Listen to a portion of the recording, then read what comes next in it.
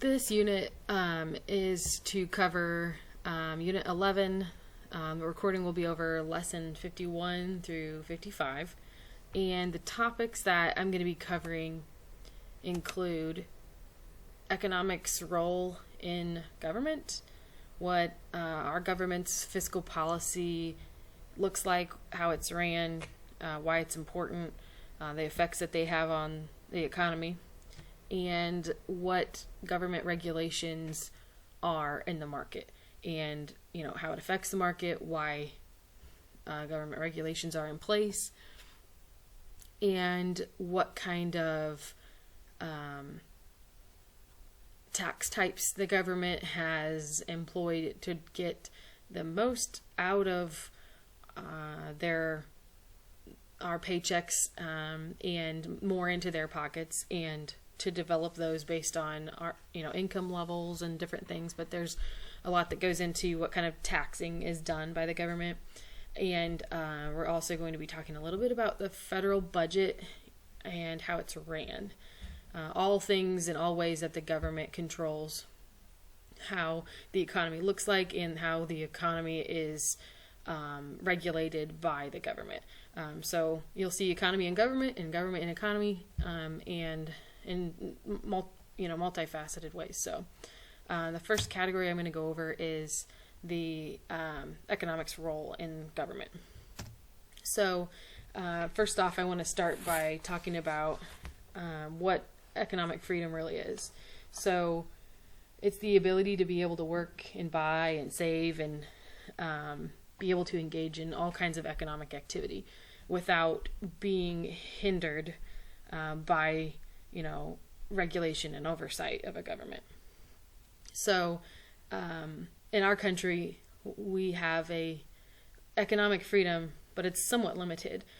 There are regulations and hindrances in oversight by our government, but not as much as a command economy per se.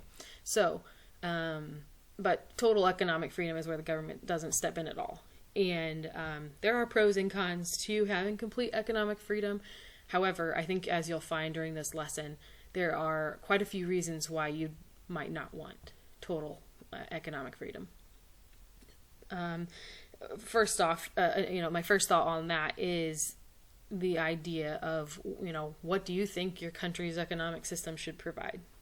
Because there are essentials in which you enjoy that a government provides. No other company or industry will provide that for you.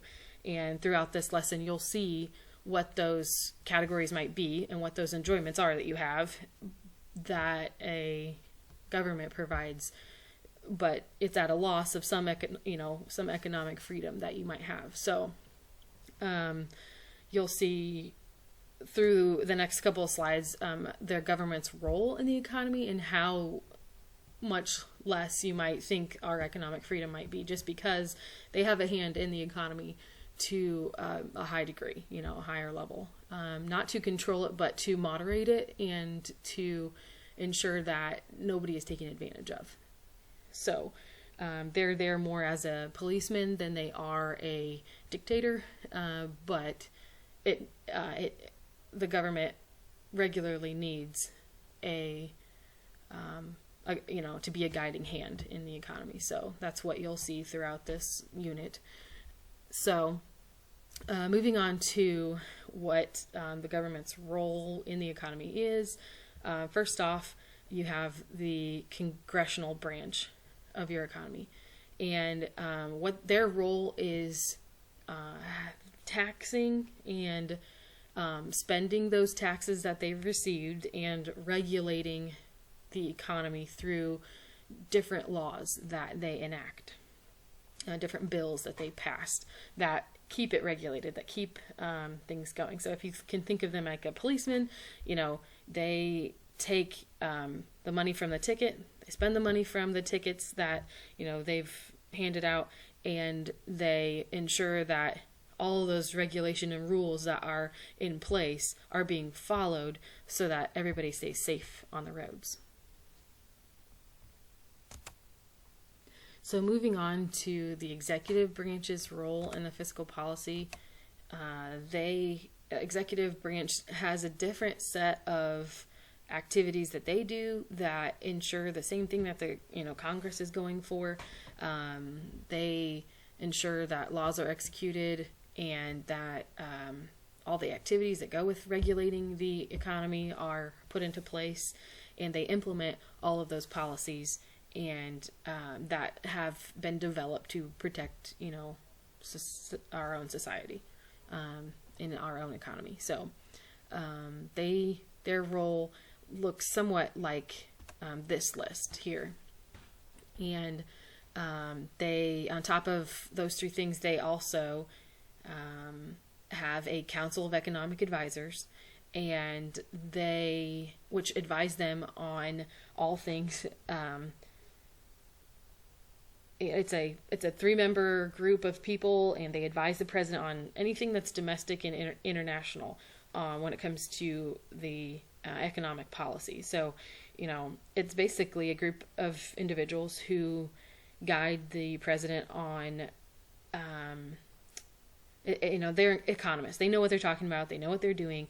They have studied the economy. They're PhDs in all of that, and they are able to. They're the presidency are telling them about if certain actions are taken, how it will affect domestic economy, how it will affect international economic policies. And it's important that the president has that counsel so that he knows the impact of his decisions.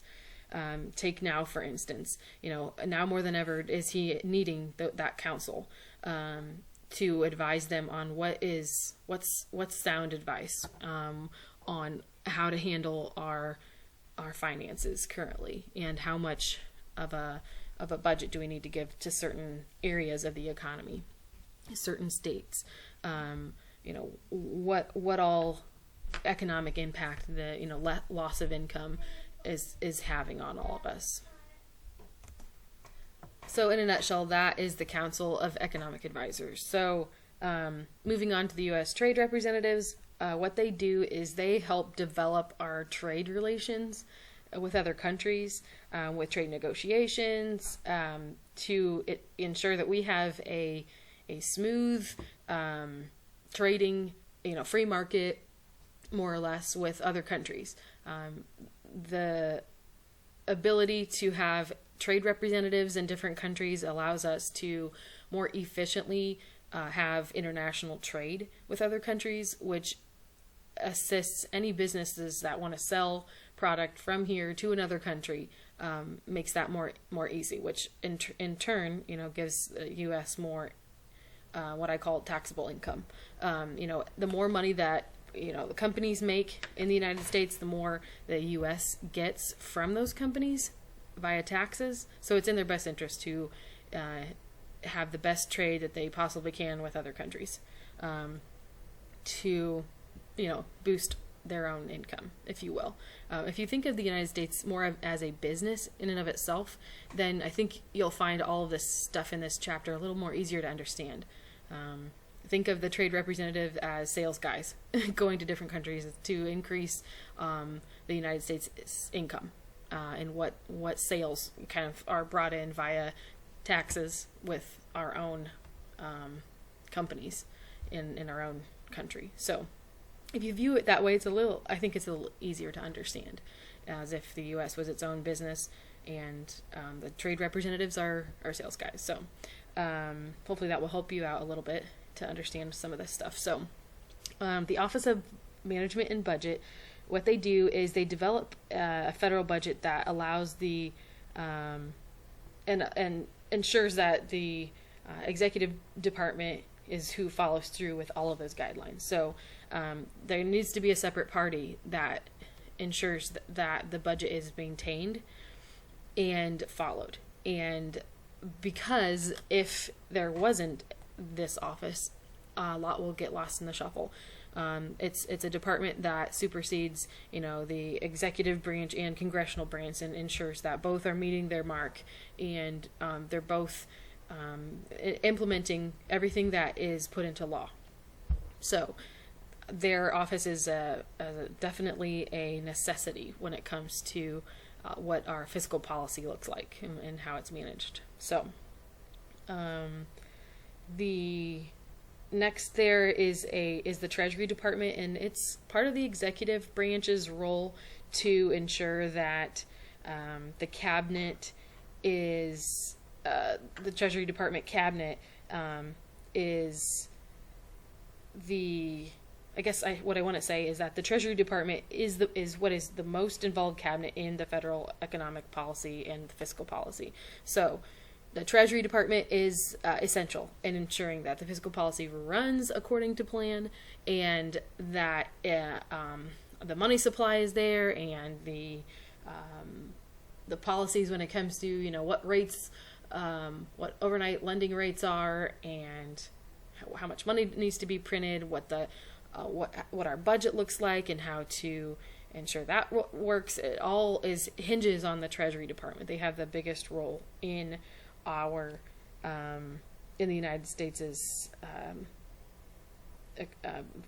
economic policies. So that's just one of the many cabinet departments, but that one has the biggest role there. So so back to a couple things I didn't mention when it comes to the Congress's role in the fiscal policy are the following here on the bottom. The Congressional Budget Office is one I haven't gone over yet. And basically what they do is they each has their own budget office. There's a Congressional Budget Office and there's the Office of Management and Budget.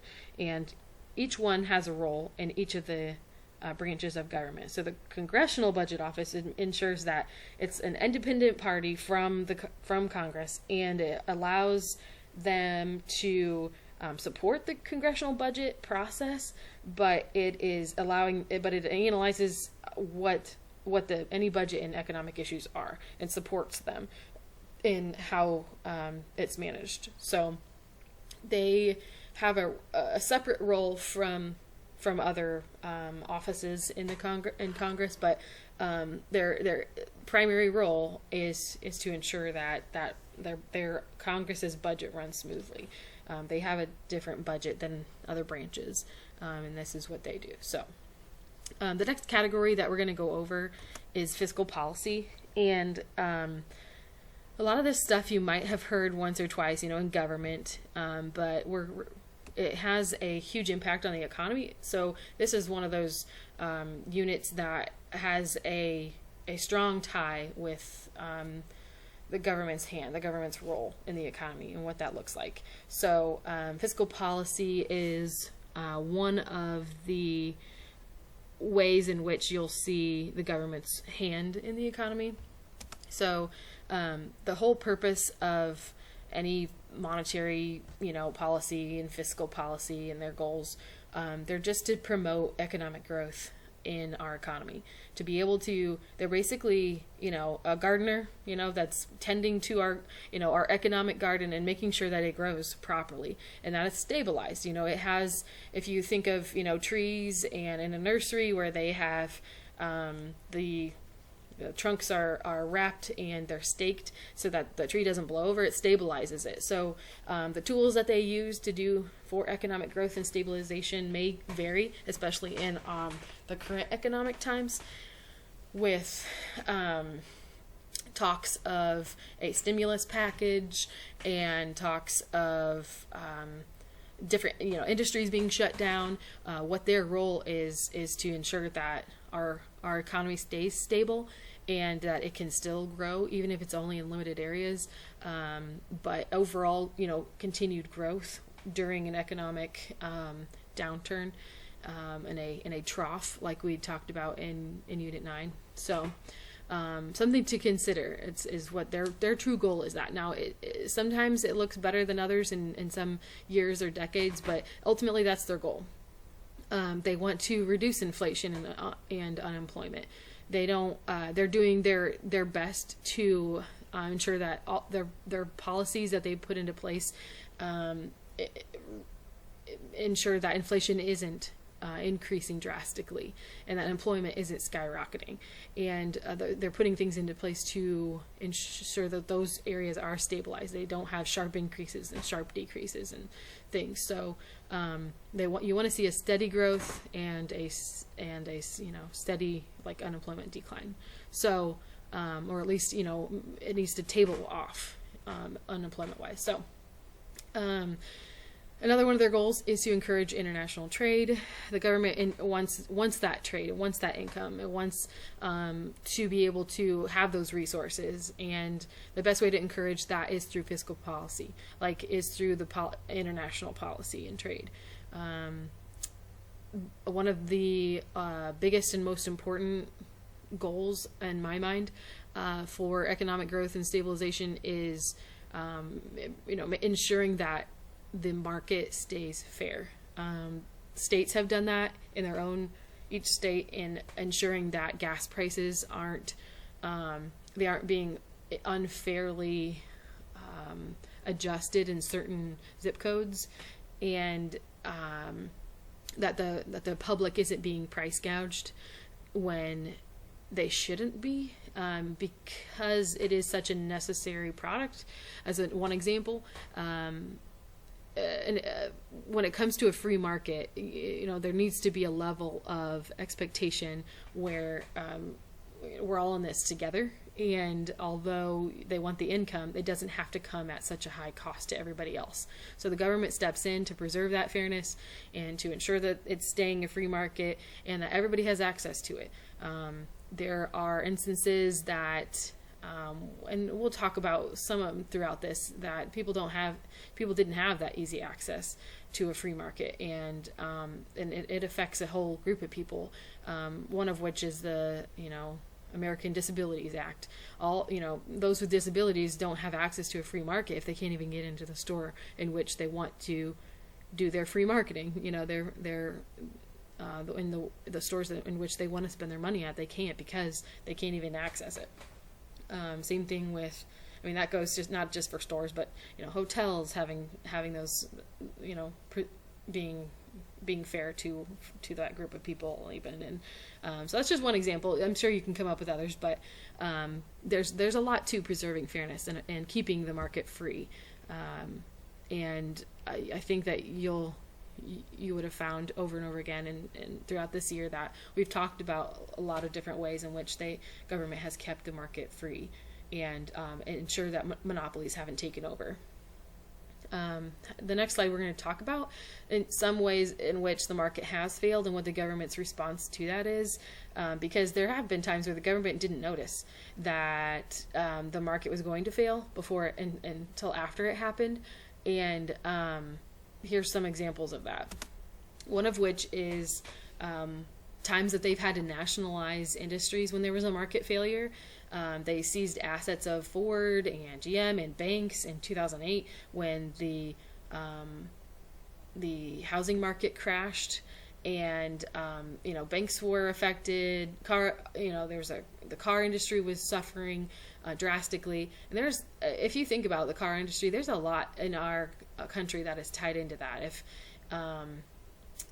car repairs and car additions, car detailing, car washes, everything car is there's just so much to that. The less the car loans, the less income banks will have, the less, and same thing, so it's nationalizing the industries. When they seize assets, they nationalize them. Now, it might be short term. They did not just take over the auto industry permanently, but for a short term, they seized their assets and they told the car company what they needed to do and for how long they needed to do it, and until they gave back those seized assets and the car industry took over, and the banking industry took over again. After probably some policies were put into place, especially in the banking industry. So that's what nationalizing an industry looks like.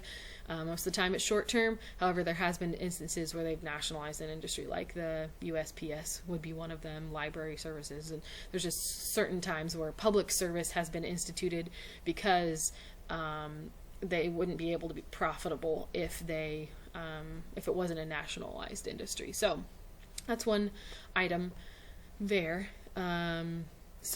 Another way that the market has failed the economy and the people of the United States, as a whole, I guess, is in some of those environmental impacts.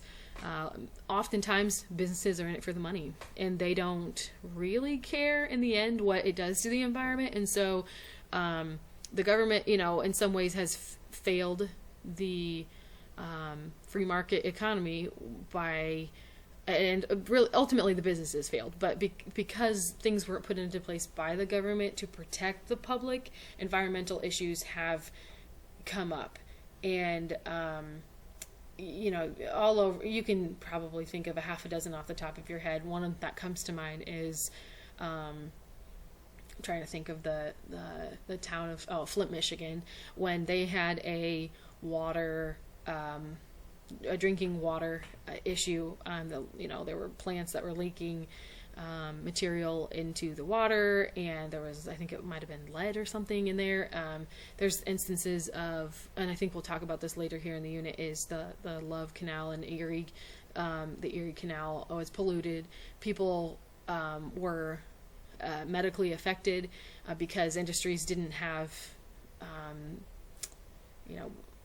limitations put on them on what they are allowed and not allowed to do. So you'll see that throughout the country's history that, we haven't taken care of our own property very well, and it has affected the public. And I think that the government has recognized that. They put a lot into place to avoid that. So, to, I guess, and avoid as much environmental issues as possible. I think that, the last 20 years or so, we've seen a lot more increase in what has been done environmentally to protect it, and for years to come, because you can ruin it in a very short period of time, but it takes a lot more to protect it forever. So that's part of the reason why there are some environmental policies put into place to be able to protect it, what could be ruined so easily. So we've talked about this before in this class, but subsidies are a way that the government has paid for a market failure. When the public abuses or misuses the market, the government has stepped in and paid the subsidy to the certain industry or to certain companies to be able to keep them afloat, because we still actually need them, even though people have been, trampling all over whatever that industry is. So sometimes, the government doesn't want to kick that industry while they're down. They want to be able to allow them to bounce back. So, and you'll see that same kind of theme throughout the economics as we study it. The government doesn't want to kick you while you're down, and so they'll do things that will allow you to make it through, either whether as a business or as a private citizen or as a public service. There's just a lot of different ways that they step in and they fix the problem. Not always, at the taxpayer cost, it is at a cost, but they are trying to provide a service to somebody who's in need or some industry that's in need.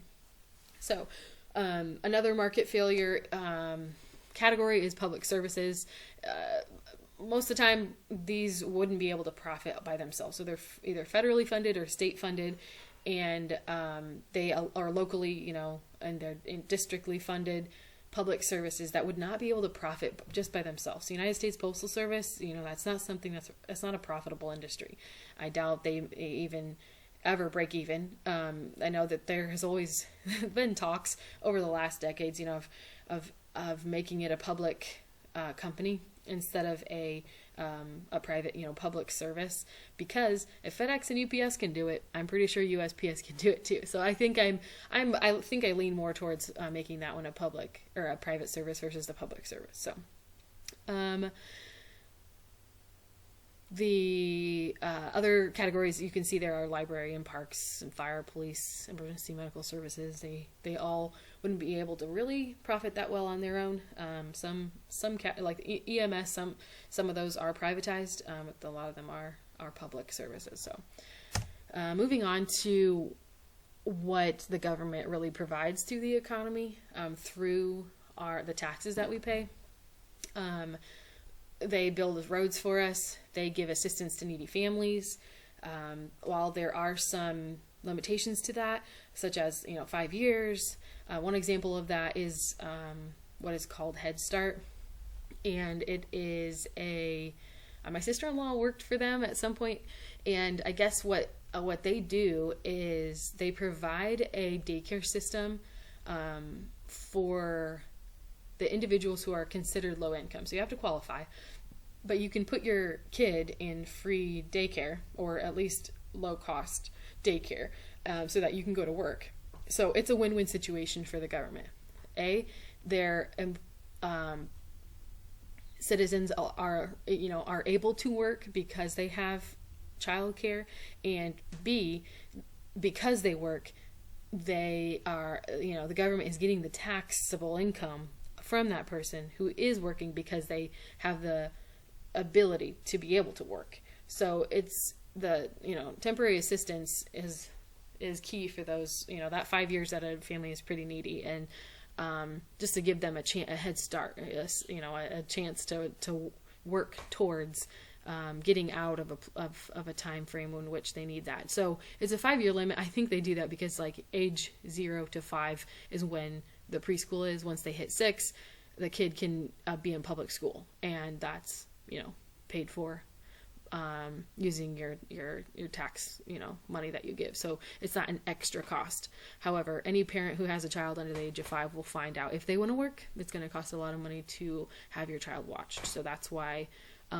that's a really big example of ways that they have provided temporary assistance for low income families. So there's 2 other categories there that ways that government provides for the economy, and one of them is SNAP, one of them is EBT. They're both a way to get food to people who are in need for short-term things. So I don't know if you've ever seen this, but a lot of times when I go to different gas stations, they label themselves like somewhere underneath their gas price, just check, and you'll see EBT somewhere. And what that tells you is that they accept a electronic card, like a debit card, that it has been loaded with money to be able to give for people to use that debit card in a store. So that that gas station is saying, hey, we'll take that. We allow, or I guess we are considered a location in which you can use that card, because it is limited. You can't use that EBT card anywhere, just anywhere. It has to be a place that sells food, because they want the benefit to be going towards food items, not alcohol and cigarettes and other, things. They want it to be consumable food. So that's what that's for. Anyway, the next category that we're going to talk about is the regulations, kind of that I briefly mentioned previously, what those regulations look like in the market and how they affect it. So regulations are only limited to the free market. So if you're not talking about the free market, then it can't really be regulated. Some of those issues might be, somebody selling something to their next door neighbor. It's not really a part of a regulation put into place. So it's not like it can be, that sale could be really regulated. So it is, limited to what is considered, a public free market. So, but the whole purpose of any regulation that the government puts into place is a public welfare, is to ensure that people are our priority, and that you take care of the people, you take care of your environment, your area, your industry, the public good is being taken care of. So although that comes at a cost on some level, some ways, it's the point, that is the whole purpose of that the regulations in general. So the reasons why regulations are so important are Love Canal, which I kind of mentioned earlier, and to ensure that it's that toxic waste dump was, can be fixed, and that it wouldn't happen again, and that things were put into place to ensure that that didn't happen again. I think you'll read about that in your book some, but that's just one, toxic waste, example of a regulation that they wanted to protect the public, and it just was basically a red flag waving to the government, saying, look, we've got to take better care of our resources and not allow businesses to just dump whatever they want wherever they want and have no consequences. So the Federal Register is a way in which the government has uses the law to help them keep things regulated. The Register has guidelines and rules and standards in there to allow for the public safety, the public welfare. There's any company that employs people really has to follow these guidelines and rules. And sometimes, those guidelines are only if there's a certain number of workers, or only if they're in this industry. But either way, the examples that that are given for what these standards might be are things like worker safety and labeling products appropriately, ensuring that food is handled the correct way, that drugs have warnings on them, that advertising is accurate. There's, Food and Drug Administration. I'm sure you've seen the FDA, and that is a way of ensuring that the public is safe, that everything is labeled in a way in which people know what they're ingesting and why, and that they know the ingredients that are in there and the purpose of those ingredients. So lots of different reasons that it's really important to have that Federal Register, but it does come at a cost. Like, it costs the taxpayer money to be able to have somebody that regulate those industries and regulate and keep track of that Federal Register and enact those laws and ensure they're put into place, and to get on companies when they have failed in these areas. So it comes at a cost, but it's at least for the public welfare. It's at least for the public good. So here's some examples of ways in which the government has regulated and deregulated a part of the economy. So one of them is the American Disabilities Act, which I mentioned. But imagine being in a wheelchair and you can't even get into the hotel that you want to stay at. And you couldn't take a shower in that hotel. And you couldn't get into, you couldn't climb the stairs at that hotel. But the American Disabilities Act ensures that you have a parking spot, that you have a shower available to you that you could use, that you have a elevator that you could get into. This is just one example in one industry in one way that the American Disabilities Act has made it so that somebody who's disabled could travel and spend the night at a hotel. So regulating that industry has allowed a whole group of people access to things that they previously really actually didn't have access to. They'd have to have somebody there to do it all for them instead of being empowered to do those things for themselves, which is the goal anyway. So that's one of those regulation ones. Deregulation example, two of them, airline industry and the trucking industry. So airline industry was so regulated that it didn't allow for a free market. Fares were a lot higher. It was a hard industry to get into. You had to do so much more than you do now to get into that industry. So by deregulating it, it allowed for more airlines to be able to enter into that market. It's a freer market because of that, and it allows fares to be lower because there's more competition. So all in all, it has really helped the airline industry, which in turn helps the public good.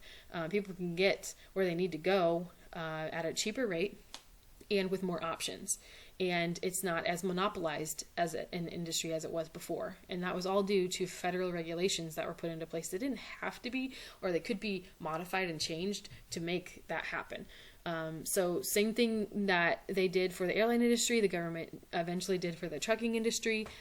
Competition was able to be increased and the transportation costs fell. One of those that we've talked about before is the North American Free Trade Agreement. that allowed for, the trucking industry to cross borders easier, faster, with less tax issues. Border Patrol had a way of processing them efficiently, and transportation costs can fall because of all of those things that are put into place, those agreements.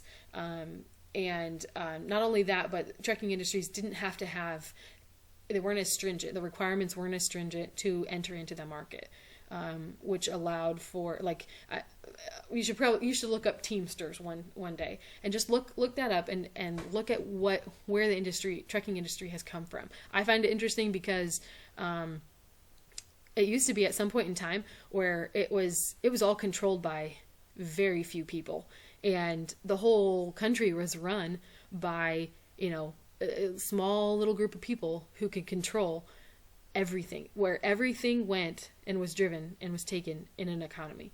And it's not safe, it's not healthy, it's more of a monopoly or an oligopoly, and it's tricky to have that kind of lack of competition in an industry such as the trucking industry, where they run the company, they run the country. They literally run all the products within a country to where they need to go.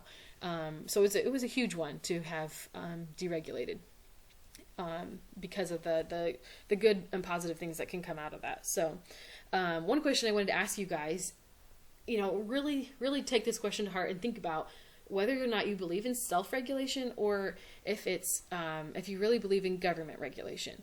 And the reason I ask that is because I think you'll find that the more things that are regulated, the more taxes are needed. However, if things are only self-regulated, you'll find that the safety and the public welfare isn't being paid enough attention to. So they're both two extremes, but think for yourself, which do you agree with? Which do you believe in? What do you think is most important?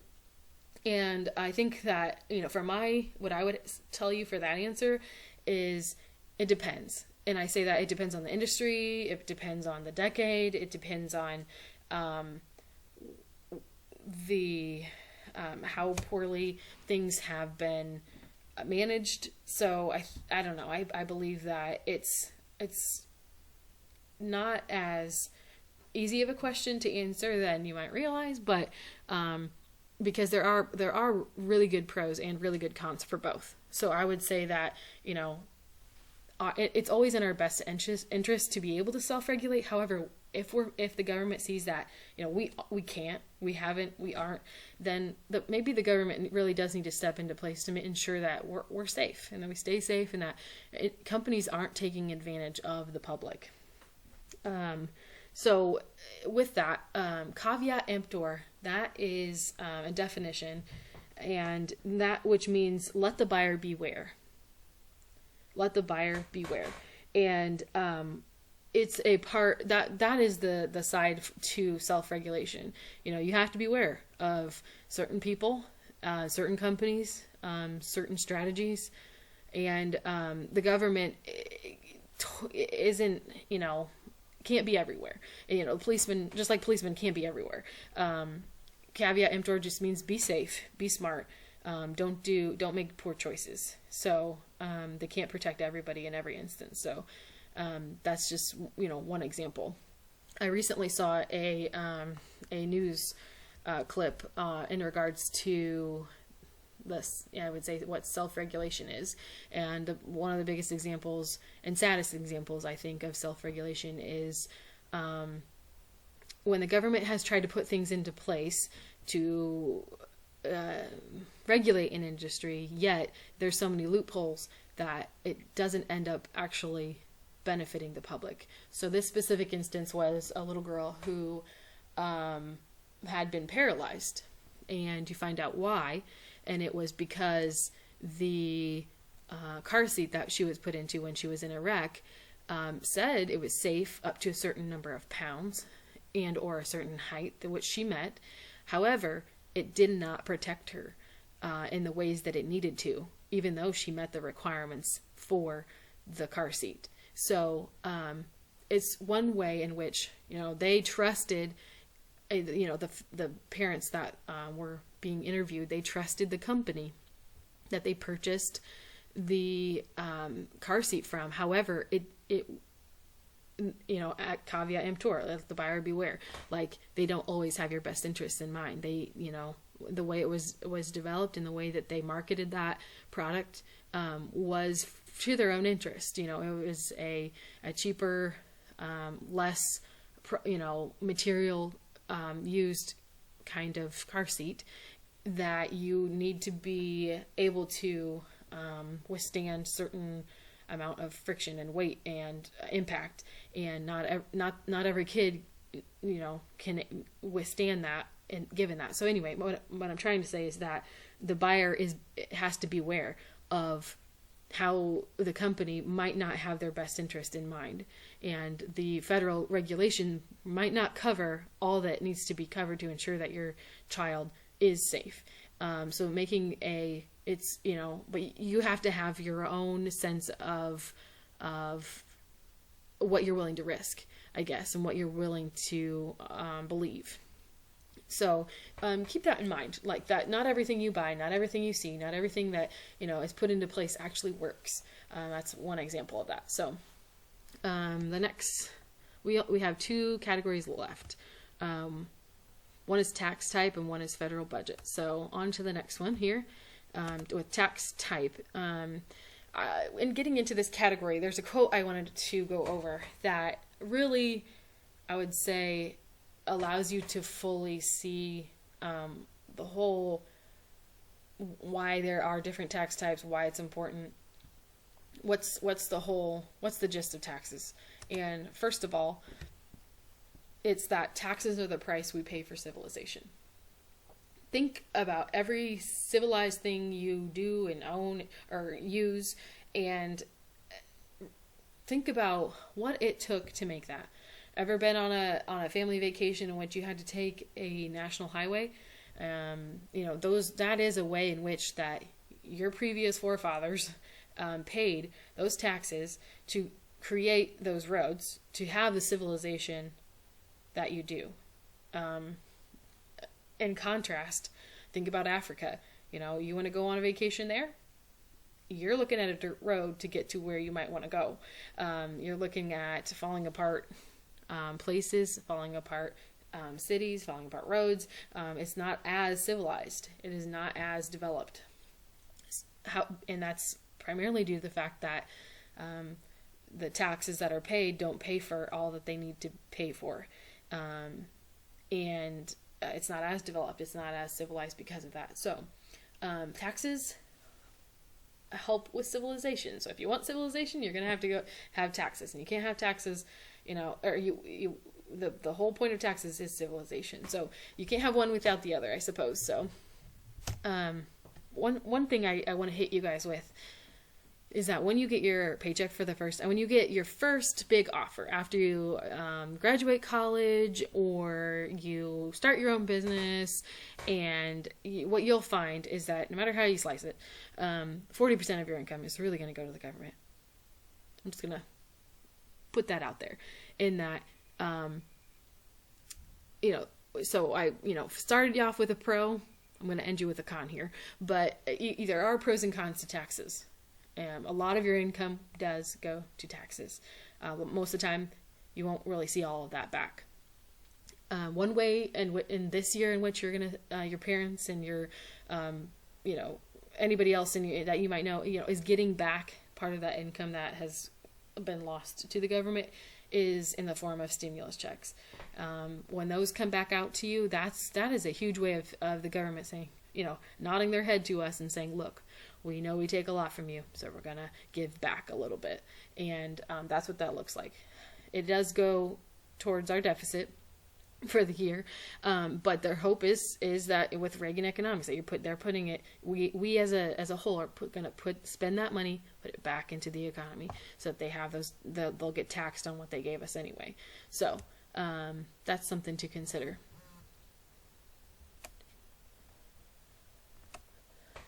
So the biggest question that a government asks is, which is better to tax? Do we tax income? Do we tax consumption? Or do we tax savings? If they tax income, what income do they tax? There's lots of different incomes. There could be, to what's the minimum and what's the maximum's income that they can tax, or another income would be if you were given a gift of money through an inheritance, is that quote income taxed, or does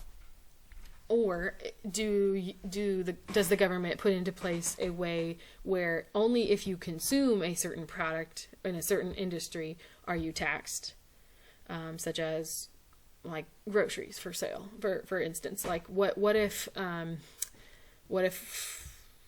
like Indiana, you're taxed for everything that is not fresh produce. Anything that isn't considered that isn't. What about a good example of that would be tires. There's a road tax that you pay when you register your car and you you're using the roads. You're only paid that certain tax if you own a vehicle. Same goes when you discard your tires. Like there's a tax for discarding tires because you're consuming tires, and they have to be repurposed and reused, and somehow all of the product that went into making them, they don't want lost. So then there's that. There's lots of different examples in which ways that they've taxed consumption in the past, and try to create, ensure that, and people who are purchasing things are being taxed for purchasing them. Cigarettes have a special tax. Gas has a special tax. It's just based on consumption. So, the next category is savings. If you decide to save money in a bank, you know what happens when you have to pay when you have to file your taxes? You're going to have to total up how much interest you received for your savings account or any other way that you've stored your money. And that dollar amount is what is given back, is what you have to write down on your taxes that you have gained from that a separate institution for just saving your money. So they tax your savings in a way. So they're as the government as a whole is deciding which one is better to tax and how much and how heavy, how strong, what percentage. State taxes, they do that as well. And this, when it comes to taxes, I'm referring to things that are federally taxed and state taxed. So it can or a combination of the both. But either way, both state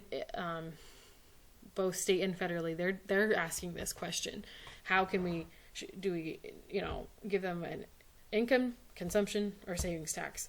One of the big ones I wanted to mention though was property tax. That would be a consumption tax where, you decided to consume with money, buying a house, and you own the house or you're paying it off. And because you decided to purchase the house, you have to pay property taxes that goes to your local government for all sorts of things, but you don't have to pay it if you don't own a home. So it's a consumption kind of tax. So, moving on to the types of taxing, what I'm referring to with that is the way in which the taxes are implemented, I guess is how I want to say that. So, some taxes, such as progressive tax, the percentage of tax that one individual pays increases as your income increases. Vice versa, if with regressive tax, the percentage of taxes that you pay in a year for an individual goes up as your income goes down. So that's two different kinds of taxes that work in opposite ways. The higher income for progressive tax, the more percentage you pay. With regressive tax, the lower your income, the more you are going to pay. And that is because there are things that rich people need that poor people don't. There's things that poor people need that rich people don't. And so progressive and regressive taxes are based on how much income you have.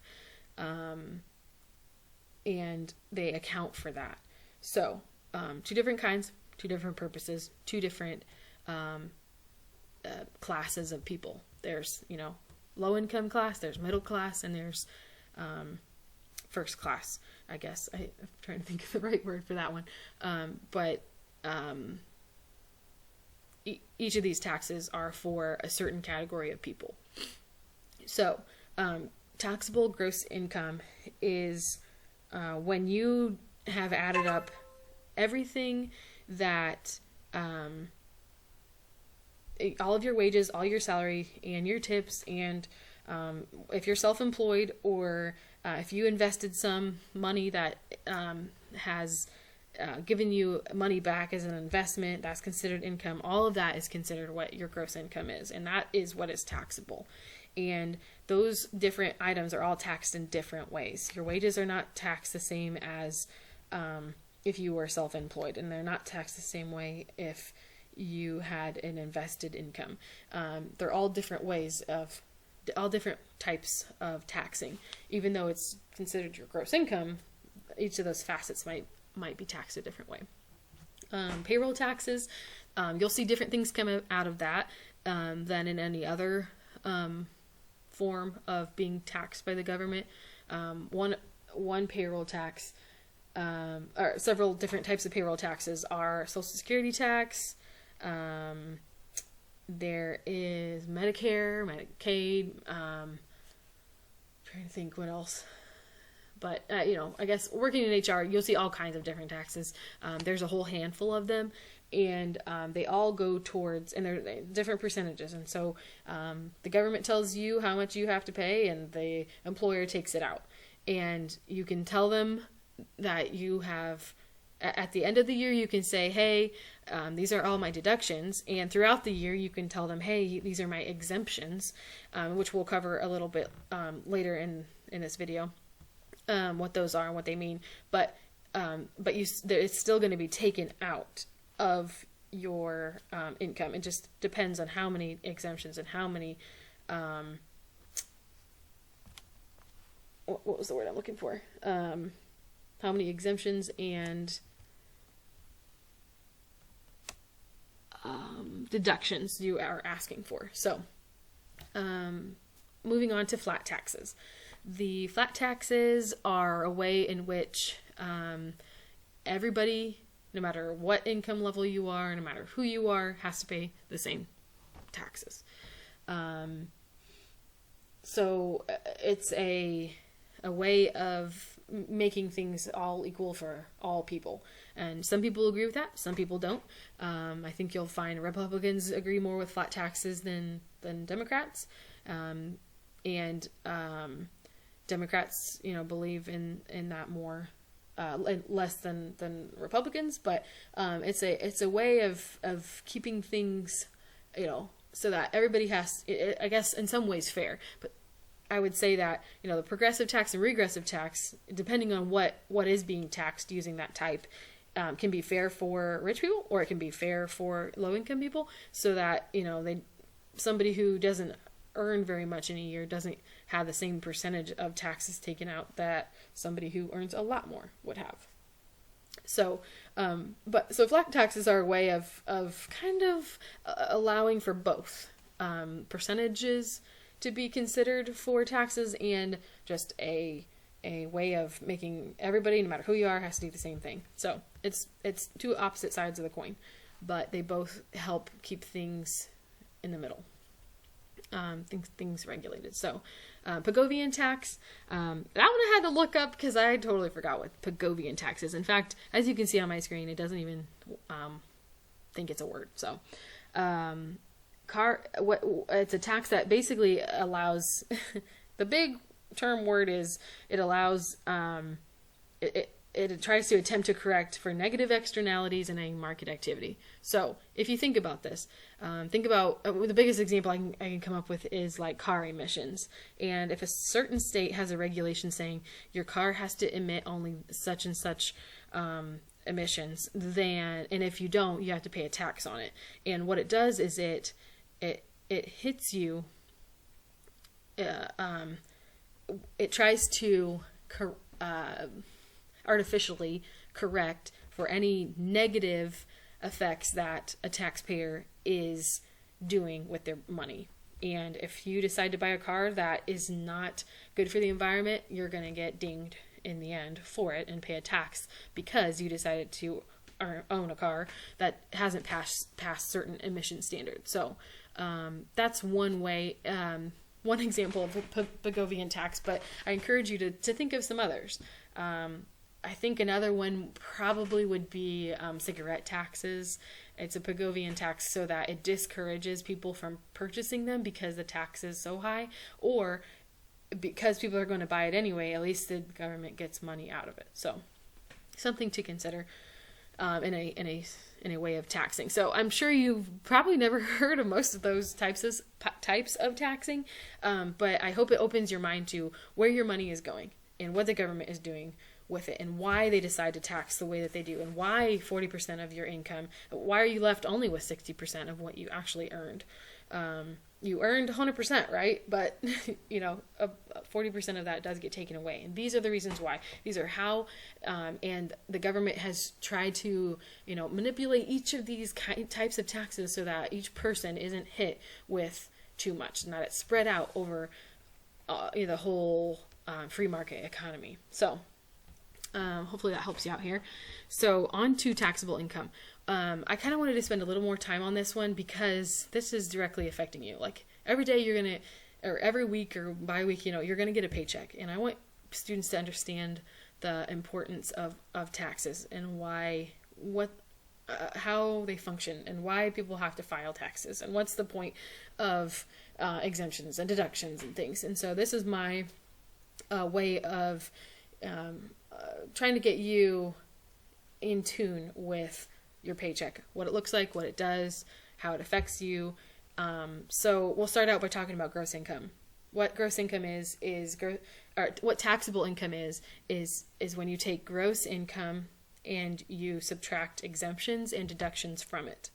So just to give you an idea of what an exemption is, when you start at a company and anytime really thereafter, you can tell them, hey, look, I want to add a couple of exemptions to my how I am being taxed from my payroll.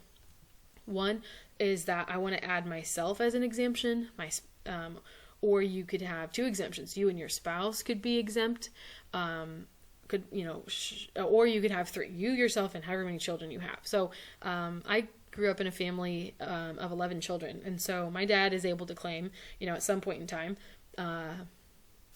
13 exemptions for his family, and so he wasn't paying in as many taxes as somebody else who didn't have that many children would be. So it allows an individual to allows the government basically to be understanding of those that might have a larger family and that might not be able to afford what those who didn't have larger families could. So that's one way that an exemption is highly impacted my life growing up. I'm not knowing that at the time, but looking back, I now know that at least my dad had that going for him. My mom didn't work most of my life, so that's why I say my dad. But so that's what exemptions are. Down here at the bottom of the screen, it shows you. I kind of gave you a greater than, less than scenario so that you understand what exemptions do. First of all, the greater the exemption, the greater your paycheck is each week, and the less your tax check will be at the end of the year. When you file for taxes in February, the year has ended, you've put in however much you made, you put in however many, they've calculated how many exemptions you got, your tax check won't be as large as somebody who has decided to have less exemptions throughout the year, to have less in their paycheck but get more out at the end of the year. When they file for taxes, they'll get a larger tax check. So basically, exemptions are a matter of, do I want my money all at once during the year, or do I want my money at the end of the fiscal year when taxes are returned? So what exemptions just tell the government that I have a certain number of people I'm claiming as exempt from being taxed, which what it does is it decreases your taxable income.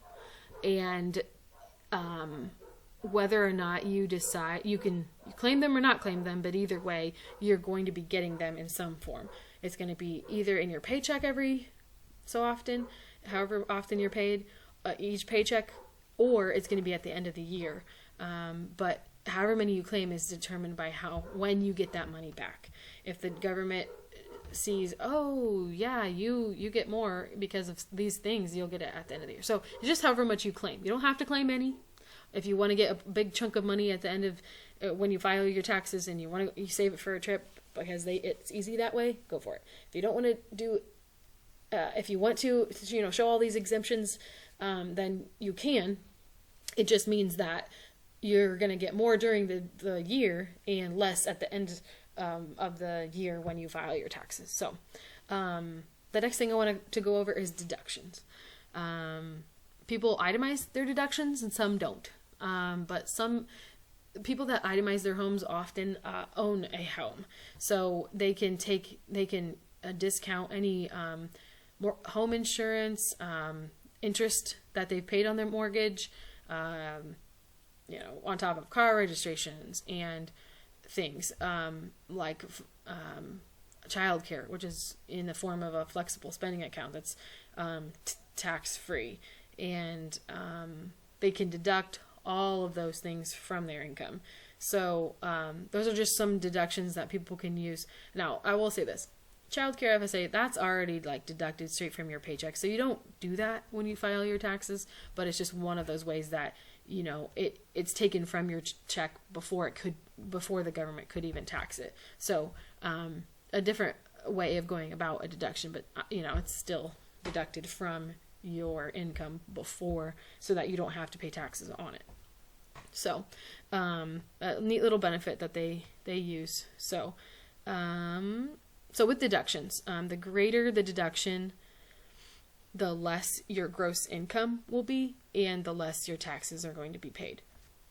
So it's in your best interest to deduct everything you can so that your income is less, so that the taxes that you're paying are at a different tax bracket because your income is less than it would have been had you not taken those deductions out of your income. So the next category that we're going to go after taxes is the federal budget. 2 more slides here. First of all, the government's fiscal year starts on October 1st, and the federal deficit is something that, some years it happens, some years we aren't, but what happens when we have a federal deficit, what's happening is, the government spent more than it made. And so the book talks about they are attempting to defy the principle of scarcity, which means that they have a scarce resources, which is taxable, and their tax income that they're getting from all Americans. And they're deciding that although we aren't getting enough money, we're going to spend it anyway. And they take loans to be able to do that. And a lot of people think that is a moral issue. And they don't agree with the government spending more than they're getting. And often throughout the years, we run a deficit, meaning deficit just means that we're in debt. We have a national debt that we ran in the red and that we don't have enough income to cover our spending. So as long as we can make the payments, we won't default on loans, but it still means that we're in the red. So some people don't believe in loans, and those that don't consider it a moral issue that the government has a deficit. So, but moving on to national debt, debt means, it's any year that we had a deficit, it's added to our national debt.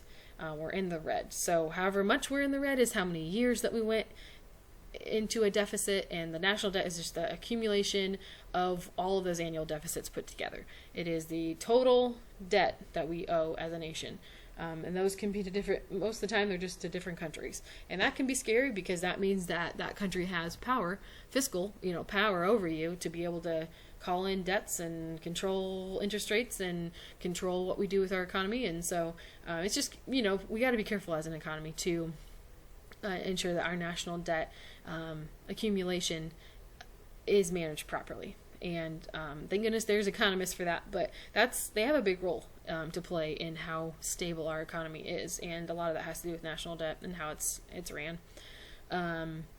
So some of the remedies for the national debt for federal deficit is you either spend less with spending cuts, or you get more income through tax increases.